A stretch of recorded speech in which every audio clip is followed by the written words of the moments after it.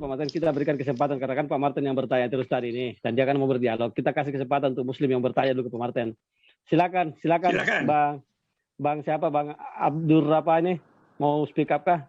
Karena Raisen atau kita kasih kehormatan aja kayak Akang Satria ini kan. Akang Satria biasanya banyak pertanyaannya di Zoom lain ini. Akang Satria, Assalamualaikum. Coba bertanya dulu sama Pak Martin itu. Waalaikumsalam. Lanjut sama yang Raisen. Iya kah? Oke, jadi Pak Martin sudah clear ya tentang wahyu. Ya, silakan Bang Camat. Wahyu tadi bahwa apa yang diketahui oleh Al-Quran bukan semata-mata dari Alkitab, melainkan wahyu seperti Alkitab itu juga mendapatkan wahyu, kitab Musa ya, bukan perjanjian baru. Nah, itulah wahyu yang disampaikan kepada Rasulullah. Itu udah clear ya Pak Martin ya? Tanya aja. Jangan diperdebatkan itu lagi. Kalau diperdebatkan lagi, sudah diperdebatkan tadi nih. Ditanyakan aja apa yang mau tanyakan ke Pak Martin. Yang saya pertanyakan dari tadi itu belum di-clearkan itu masalah perjanjian baru Pak. Ya, yang apa itu, dianggap suci yang jadi panutan orang Kristen itu ternyata penulisnya atau yang dituliskan itu kan setelah tokohnya sudah nggak ada gitu loh. Jadi di situ bagaimana mungkin bisa mengatakan bahwa itu suci gitu kan? Iya. Nah, itu masalahnya. Tolong dijelaskan itu saja. Iya. Makanya tadi saya dari awal sudah katakan bahwa tidak mungkin orang Islam percaya pada Alkitab. Itu nggak mungkin. Begitupun orang Kristen tidak mungkin percaya pada Al-Quran. Kan gitu aja kan? Anda setuju nggak itu?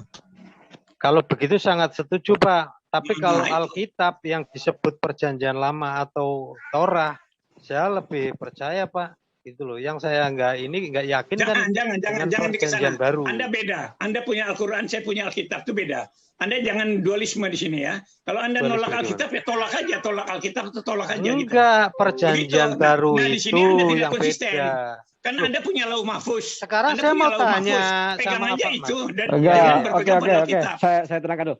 Oke, diterangkan dulu. Saya tadi tidak terjawab. Oke, begini pertanyaannya Pak Martin. Bagaimana Pak Martin bisa mengklarifikasi bahwa isi perjanjian baru itu murni sebagai wahyu, sedangkan penulisnya saja menuliskan itu setelah tokoh utamanya si Yesus itu lama meninggal. Lama tidak ada di dunia ini maksudnya. Gimana itu Pak Martin? Makanya itu tadi saya bandingkan dengan Al-Quran yang ribuan tahun malah. Seperti itu kan? Sama, Anda bandingkan ya? Tunggu. Tidak. Cerita tentang Abraham, Musa, itu semua kan ribuan tahun sebelumnya. Oke, Pak Martin. Berarti Pak Martin tidak bisa menjelaskan ini. Kenapa lari ke sana? Tolong mute dulu. Bang Abdur tolong di mute dulu yang host. Saya bilang lagi. Berarti Pak Martin tidak bisa menjelaskan itu. Kalau begitu cara penjelasannya, ya kan? Itu bukan cara penjelasan yang pas itu Pak Martin. Itu tidak. Anda menghakimi. Tunggu dulu. Anda kan menghakimi. Bilang bagaimana penulisan Alkitab itu orang yang sudah meninggal baru ditulis kan begitu. Nah sekarang saya tanya, dengar dulu, jangan potong dulu. Saya kan membandingkan dengan pikiran Anda. Saya sesuaikan. Kalau Alkitab itu sendiri ditulis oleh orang yang sudah meninggal, nah Al-Quran itu sendiri ditulis oleh orang yang 2000 tahun meninggal. Begini, saya jawab begitu perbandingannya. Soalnya begini, ada perbedaan penulis di sini. Silakan Bang Budak dijelaskan dulu. Soalnya ada perbedaan penulis. Kalau kita kan penulisnya itu wahyu murni dari Allah Subhanahu Wa Taala, sedangkan penulis Bible itu kan nggak tahu siapa orangnya kok yang menulis itu. Ya silakan Bang Budak dijelaskan dulu. Baik. Pak Martin izin ya Pak ya. Oke, giliran saya ngomong dulu ya. Giliran Al-Quran ditulis bukan oleh Rasul loh. Itu orang-orang yang nggak jelas itu dari siapa. Mereka itu nggak jelas. Oke, sebentar. Kalau Alkitab itu ditulis oleh para nabi. Biarin Kang. Ditulis oleh para nabi. Jadi kalau Anda bilang bukan dari Tuhan itu, nah itu dari situlah banyak masalahnya di situ. Sedangkan Al-Quran sendiri bukan ditulis oleh Rasul. Oleh orang yang tidak tahu siapa. Baik. Kalau Alkitab jelas tuh. Ada nama-namanya. Ada Musa di sana, ada Yesaya. Ada nabi-nabi lainnya, semua Yeremia ada semua. Oke, sudah cukup ya. Di dalam perjanjian baru ada Lukas, Matius, Lukas itu ada semua. Nah itu ini saksi mata. Lukas, Markus, Matius ini siapa ini? Anaknya siapa orang ini? Kok tiba-tiba ada nongol ini? Ada 70 murid Yesus. Anaknya siapa itu Pak? 70 siapa nama bapaknya? Murid Yesus. Siapa nama bapaknya? Anda tanya begini, Anda nyecer seperti itu, kalau saya tanya Anda, Ya. Anda kan kepala juga. Kalau kita ada binnya penulisnya Anwar Quran itu ada sanadnya jelas. Sekarang Matius siapa itu? Bang Budak yang menjelaskan Bang Awi kapasitasnya moderator aja. Silakan Bang Budak, silakan. Siap. Kang Awi diomelin sama Kang. Ya, silakan. Enggak apa-apa. Ya, maaf. Diskusi nyantai. Jadi Pak Martin izin saya menjelaskan Pak ya apa yang jadi narasikan. Jadi gini, kalau teman saya membandingkan tadi bagaimana bisa gitu kan kita Bapak ditulis oleh seseorang yang TB terus Bapak membandingkan kami dengan justru kalau maunya saya itu justru bandingkan dengan Al-Qur'an dituliskan atau dibukukan oleh siapa mungkin saya masuk akal. Tapi kalau Bapak lemparkan kepada ribuan tahun, saya agak sedikit berat mengikut narasi Bapaknya gitu kan. Narasi yang Bapak bangun gitu yang saya maksudkan. Jadi begini Pak, Alkitab, Quran yang saya maksudkan ditulis atau dibukukan kan oleh zaman dalam dinasti kepemimpinan Utsman. Bapak tahu tentu itu gitu kan. Di mana setelah sekian tahun Nabi Muhammad meninggal dunia. Kan begitu ceritanya Pak. Bapak perlu tahu bahwa Alkitab yang diterima oleh Nabi Muhammad ini panjang Pak, tapi Bapak harus sabar biar Bapak nggak salah lagi.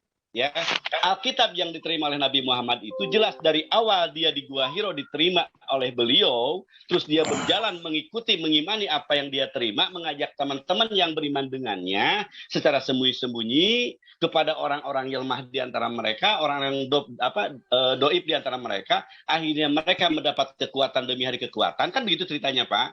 Akhirnya apa yang dibisikkan oleh Nabi Muhammad kepada sahabat-sahabatnya tadi sesuai dengan apa yang dia terima dari Nabi, dari malaikat, ternyata suatu saat terbukti. Itu yang harus Bapak catat. Belum terbukukan, tapi ayat ini dihafalkan oleh sahabat-sahabatnya dan dilaksanakan setiap harinya. Itu yang harus Bapak catat. Ya, jadi kalau ada perintah sholat, otomatis Muhammad melaksanakan sholat. Ada perintah puasa, Nabi Muhammad melaksanakan puasa. Jadi kalau Bapak melihat kepada apa yang terjadi di zaman kami, seluruh ajaran Islam itu dilaksanakan walaupun belum dibukukan. Beda kasus dengan apa yang Bapak miliki. Maaf ya, saya mungkin hanya memberikan penjelasan kepada Bapak. Beda kasus. Jadi setelah Muhammad menerima wahyu itu apa yang diperintahkan dilaksanakan. Sholat dilaksanakan, puasa dilaksanakan, menyuruh anak-anak cucu perempuannya atau istrinya berjilbab dilaksanakan. Beda dengan narasi yang Bapak miliki. Dilaksanakan. Yang melaksanakan orang yang hidup di zaman itu dan juga masih tetap hidup di zaman pembukuan Quran. Paham Pak ya? Ini yang Bapak harus pahami. Jadi mereka berjuang bersama, masih hidup, dia sebagai sekretaris Rasulullah, dia berjuang bersama, dia merasakan bagaimana pahit ketika dia perjuangan, ketika dihina dia merasakan hinaan itu, ketika dia menang pun merasa kemenangan itu. Dan mereka orang tercatat, si A, si B-nya itu ada, bin Anu, sesuai dengan apa yang kami terima. Maka jangan kaget kalau kami menisbatkan nilai kitab Bapak, maaf ya, ini membandingkan aja. Nilai akidah Bapak dibandingkan hadis pun tidak ada samanya. Hadis saja Pak, yang kami dapat dari Rasulullah ngomong si A, si B, si C, si D sampai ke F itu ada runtutannya. Gitu loh. Yang masing-masing akan batal hadis tersebut kalau salah satu penerima hadis tersebut adalah orang yang maaf di dalam keislaman diragukan. Apakah dia pembohong, pemabuk, tukang orang fasik, itu nggak diterima. Di sini yang saya bilang tadi kepada Bapak sangat beda. Nah, kembali lagi saya katakan setelah Nabi Muhammad menerima wahyu demi wahyu, ini yang noise siapa kan?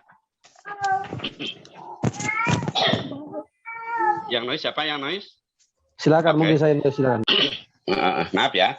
Ditambah Pak Martin, emang ini berat. Pelajaran hari berat bagi Bapak. Tapi ini yang harus Bapak pahami. Al-Quran itu begitu. Jadi Nabi Muhammad menerima, Muhammad betul kemenangan, Al-Quran terlaksana setiap hari, setiap waktunya, puasanya, sholatnya, zakatnya, terlaksana. Dia dapat zakat dialokasikan untuk masyarakat, dirasa oleh masyarakat. Gitu loh Pak. Ya, nah di sini suatu saat dibuka, nggak kaget ketika dibuka apa? Karena semua kejadian itu diikutin oleh mereka. Sekarang aja, kalau Bapak saya ajak Bapak bernuansa hari ini. Kalau Bapak lihat kami di masjid coba. Ya kan ketika mau bulan puasa, bismillahirrahmanirrahim gitu kan ada penjelasan atiullah kutiba alaikumusiyam, maka seperti itu. Padahal ini telah wajibkan untuk berpuasa. Ketika mau bulan puasa diulang itu. Rasul pun demikian.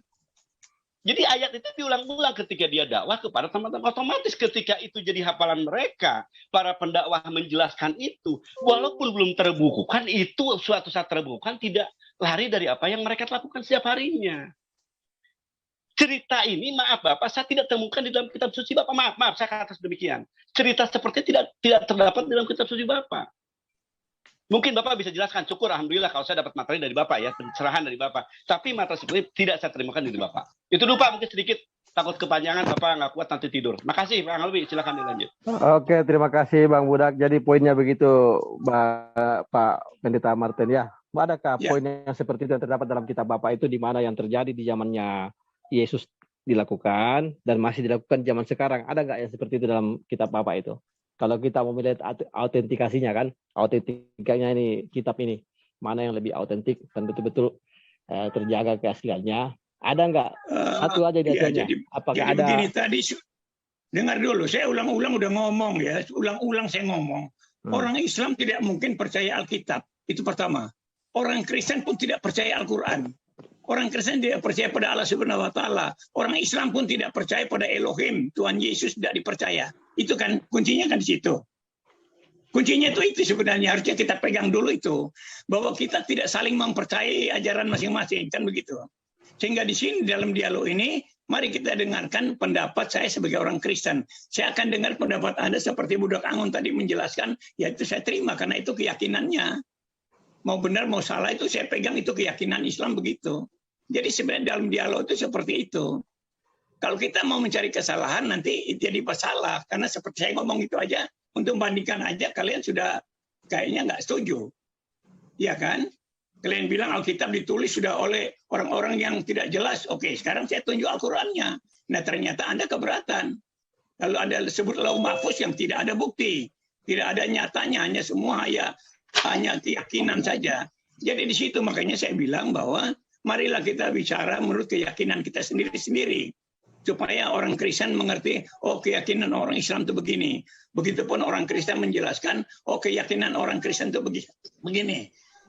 Kita tidak bisa saling menerima itu pasti itu. Itu saya yakin. Jadi kalau Anda menolak seperti apapun Alkitab, kita sudah tahu memang Anda tidak akan bisa terima Alkitab. Nah itu. Jadi seperti itu di dalam dialog ini untuk saling menjelaskan saja masing-masing keyakinannya gitu. Kan keyakinan masing-masing gitu loh. Itu yang saya maksud itu. Lalu dari semuanya ini nanti puncaknya adalah bagaimana kita melihat dari hasil ajaran itu konkretnya seperti apa. Hasil ajaran dari Alkitab dan Al-Quran itu konkretnya dinyatakan oleh umatnya itu seperti apa. Sehingga menjadi nyata bahwa ajaran itu benar atau tidak. Itu nanti kalau puncaknya itu ke sana. Tapi ini kita masih bicara secara harafiah saja tentang Al-Quran dan Alkitab. Tapi kalau nanti puncaknya kita akan sampai kepada tujuan ajaran itu apa. Nah di situ nanti baru kita akan bisa bahas lebih jauh lagi gitu. Pak Moderator boleh menanggapi Pak Martin boleh? Sebentar biar dia sampai selesai dulu. Biarkan sampai selesai. Sudah selesai. Ini Pak Martin. Ini saya terus terang salut sama Bapak nih. Bapak tidak semata-mata ngeyel Pak ya, tapi Bapak ada posisi menerima gitu. Itu saya salut. Jarang Kristen seperti Bapak ini. Itu satu ya Pak. Yang pertama, saya ingin mengoreksi pernyataan Bapak bahwa orang Islam tidak percaya Alkitab. Bukan tidak percaya Pak. Ada bagian dari Alkitab atau Bible yang kami percaya. Contoh misalnya Yohanes 17 ayat 3 ya. Inilah mohon maaf dulu Pak. Tolong Bang Orsini tolong di-mute dulu Bang Orsini. Noise. Bang Orsini tolong mute dulu. Bang Orsini tolong mute dulu ya. Ya, silakan lanjut. Ya, jadi ada bagian dari Bible yang kami percaya, Pak. Contoh misalnya Yohanes 17 ayat 3. Yesus mengatakan di situ bahwa inilah hidup yang kekal itu, yaitu bahwasanya mereka mengenal Engkau satu-satunya Tuhan yang benar, Allah yang benar, dan mengenal Yesus Kristus yang telah Engkau utus. Kami percaya itu, bahwa itu Yesus mengatakan itu kami percaya, Pak. Jadi saya koreksi pernyataan bahwa kami Muslim tidak percaya Alkitab, tidak semuanya tidak kami percaya. Masalahnya apa ya? Ada doktrin-doktrin yang tidak alkitabiah. Contoh, Trinitas. Bapak harus akui bahwa Trinitas itu tidak alkitabiah. Tidak ada di Bible itu yang mengatakan Trinitas itu. Ya, pasti kami tidak percaya dong. Tapi kalau Yesus Kristus mengatakan, inilah hidup yang kekal itu, yaitu bahwasanya mereka mengenal Engkau satu-satunya Allah yang benar dan mengenal Yesus Kristus sebagai yang Engkau utus. Kami percaya bahwa Yesus itu mengatakan itu karena memang posisi itu sebagai utusan seperti yang kami yakini gitu loh, Pak. Jadi mohon maaf ya, saya koreksi pernyataan Bapak. Jadi tidak semua dari apa yang ada di Alkitab itu tidak kami percaya itu tidak benar, Pak. Itu aja sih tambahan dari saya, Pak. Iya. Oke, terima kasih Pak Abdur Rafa. Ini sabar Pak Martin karena ini ada beberapa yang resen. Nanti dulu Pak Martin ya. Pak Ginting tadi ini sudah tadi resen. Saya rasa keteknya sudah bahas ini resen terus. Kita kasih kesempatan dulu Pak Ginting untuk bicara. Silakan Pak Ginting. Pak Ginting silakan. Sakit tangannya beliau ini dari tadi resen. Silakan, Lai Ginting. Lai Ginting. Kalau Lai Ginting jauh dari perangkat. Halo. Oh ya, masih ya. Silakan. Turunkan tangannya, Pak. Itu sudah sakit tangannya Pak itu. Udah dari tadi ya, ketiak udah basah ini. Ya, makanya. Silakan dulu bicara. Saya hanya coba menyampaikan sedikit pandangan aja Pak ya dalam diskusi ini. Jadi ada beberapa poin yang saya terima baik dari Pak Martin maupun dari rekan-rekan Muslim yang lain. Oleh karena itu saya coba untuk menyampaikan pendapat saya atau kesimpulan kecil lah dulu ya. Kesimpulan kecil dari saya tentang diskusi yang sudah berjalan yang sudah saya dengar tadi. Pertama, saya coba kalau nanti salah boleh dikoreksi langsung Pak. Nah, supaya nanti penjelasan saya itu enggak diulang-ulang lagi kan. Menurut saya bahwa Islam menyatakan bahwa Al-Quran adalah penyempurna Taurat, Zabur, dan Injil yang menjadi pedoman. Yang tokoh sentralnya adalah Muhammad, Nabi Muhammad ya, Nabi Muhammad Sallallahu Alaihi Wasallam. Saya enggak atau SAW saja lah saya singkat ya. Meski tanpa menunjukkan mana kitab Taurat, Zabur, dan Injil yang dimaksud. Ya. Kemudian Kristen menyatakan bahwa Injil atau Perjanjian Baru adalah penyempurna dari Taurat dan kitab para nabi yang tokoh sentralnya adalah Yesus Kristus dengan menyertakan kitab Taurat dan kitab para nabi yang dimaksud itu yang kita sebut dengan Perjanjian Lama. Oleh karena itu saya rasa perdebatan hanya bisa dilakukan bila kedua pihak setuju dengan hal tersebut. Karena kalau masing-masing tidak percaya kedua hal tersebut, maka untuk apa diperdebatkan? Bagi saya, menurut saya seperti itu, gitu Pak kan? Sebaiknya yang diperdebatkan adalah apa yang diajarkan atau yang disebut menyempurnakan tersebut atau materi yang dimaksud menyempurnakan tersebut tanpa mempertanyakan asal-usul ajaran tersebut. 100 buat Pak Ginting. Juga, lanjut. Bentar sampai selesai nanti. Juga tidak perlu membahas oknum-oknum yang melakukan hal yang tidak sesuai dengan ajaran Al-Quran atau Injil atau Perjanjian Baru ya. Contoh, kan bisa nanti umpamanya contohnya gini. Boleh saya buat contoh ini Pak? Silakan Pak Ginting, silakan. Maksud saya gini, karena kalau untuk saling menyalahkan, maka ini tidak akan ada akhirnya. Ya, kalau tujuan kita hanya untuk menyalahkan, pasti tidak akan ada akhirnya. Tapi kalau tujuan kita untuk mengerti tentang apa yang diajarkan oleh Al-Quran, apa yang diajarkan oleh Perjanjian Baru, nah itu mungkin bisa. Namun dengan catatan, ketika masing-masing menjelaskan, janganlah menyangkal gitu. Kenapa? Karena ya hal tersebut ya penilaiannya atau kesimpulannya hanya berpulang kepada pribadi masing-masing. Contoh ya, saya buat satu contoh aja lah. Contoh, Kristen menuhankan Yesus Kristus, gitu Pak ya. Kemudian Islam menuhankan Allah Subhanahu Wa Taala. Pertanyaannya adalah apa dasar Kristen menuhankan Yesus serta tunjukkan ayat-ayat dan bukti-buktinya. Kemudian apa dasar Islam menuhankan Allah Subhanahu Wa Taala serta tunjukkan ayat dan bukti-buktinya. Tanpa gitu ya, tanpa ketika masing-masing telah menjelaskan lalu mengkoreksi, oh itu nggak seperti itu nggak seperti itu kan tidak ada akhirnya tadi. Ya kalau umpamanya Islam sudah menjelaskan ini loh bukti bahwa Allah Subhanahu Wa Taala itu adalah Tuhan semesta alam, ya sudah kita terima aja, disimpulkan dalam masing-masing gitu loh. Tanpa Kristen harus membantah, oh nggak bisa seperti itu, kan gitu kan. Demikian juga saya rasa Ketika Kristen menjelaskan, ya sudah. Begitulah. Kalaupun kita menolak, ya sudah, tolak saja dalam hati kita gitu. Saya rasa begitulah perdebatan yang pernah saya ikuti beberapa YouTube ya, maupun diskusi lain. Sehingga perdebatan itu dia mengalir gitu. Kalau menyalahkan saya yakin ya, Bapak-bapak dan Anda pasti bisa menunjukkan ya, bahwa umat Muslim bisa menunjukkan ribuan ya kan, tentang hal-hal yang dinyatakan dalam Alkitab itu sesuatu yang salah.